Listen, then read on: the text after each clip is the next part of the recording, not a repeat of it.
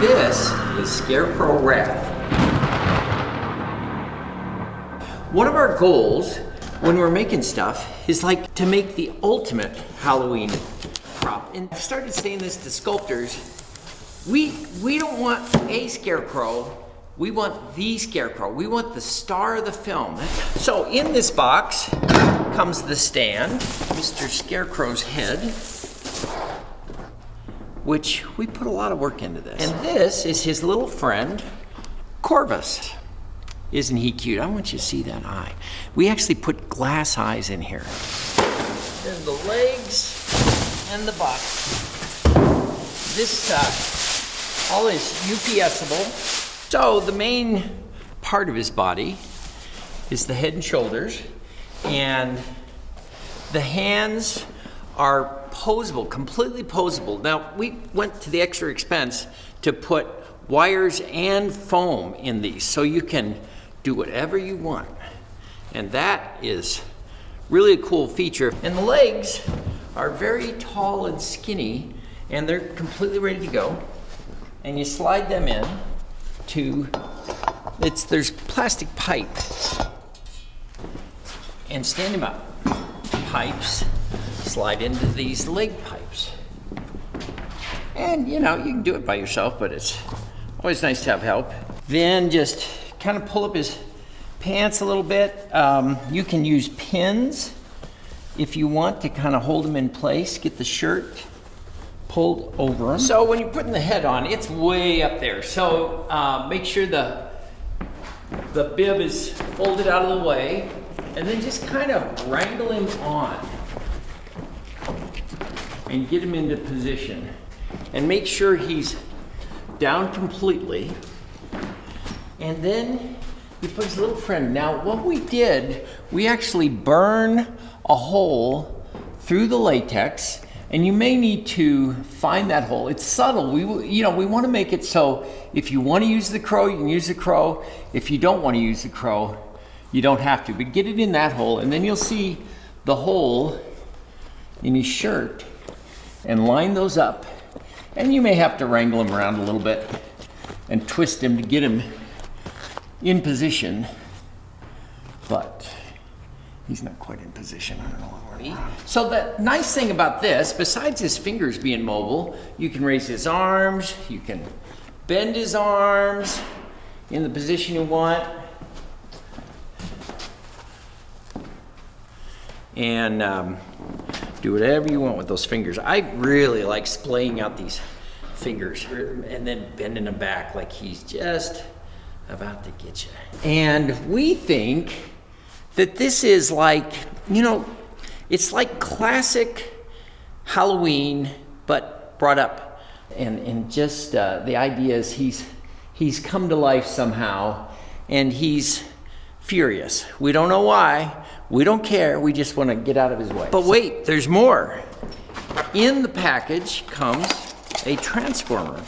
And this you plug into the eyes, just like this, and then plug this in. So they look good without light, but they look good at night with light.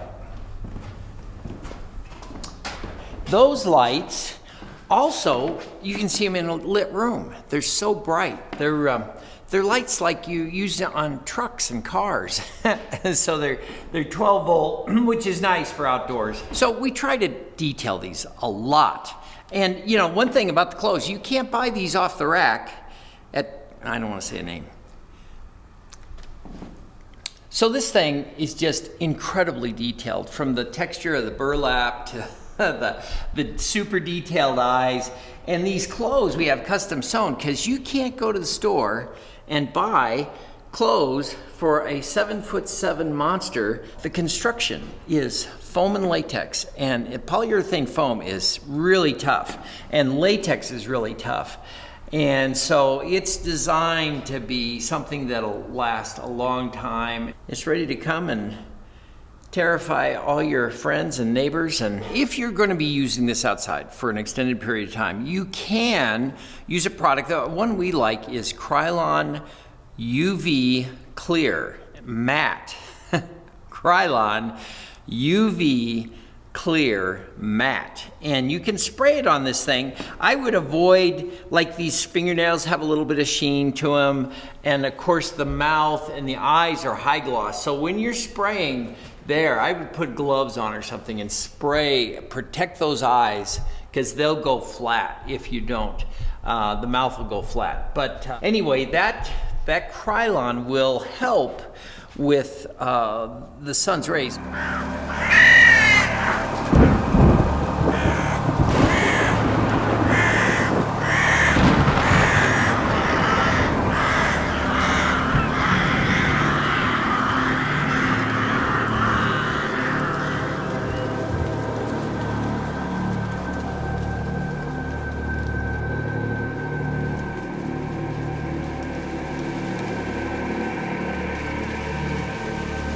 Scarecrow Wrath. You like that, Tom? I like that name. It kind of fits with our pumpkin scenes. It's got that outdoorsy vibe, and you know, you could finish this off so easy with corn stalks, like bundles of corn stalks and pumpkins, real ones. And then, you know, if you have some of the other characters like Pumpkin Witch and our big pumpkins and things, it could really fit into that scene real well. Yeah, I see no reason that you couldn't find him in a haunted cornfield. You know, he'd be perfectly at home. You know, he might even stand over corn stalks. He'd be like really fun on your front porch, right? Yeah. Little guys come up, here he is. We're exploring classic characters, horror characters, and trying to bring them up. We've been wanting to do a scarecrow for so many years. We knew we wanted him to be tall. He's 7'6". You sketched, Tom, some stuff, some design. For this iteration, it was 2 sketches, and then we were like, all right, we got to do it. We're done. Yeah, I think it was one of the first things I sculpted this year. Oh, is that It was really kind of a blast. I kind of sculpted the forms of everything, and then stenciled it out and templated it out and cut out individual pieces of burlap and saturated them with clay slip and laid them on. And you know, all this stitching was actually done in the mold with rubber wire. And so it was almost kind of like a mixed media. So it's Scarecrow Wrath. Scarecrow. Because look at him.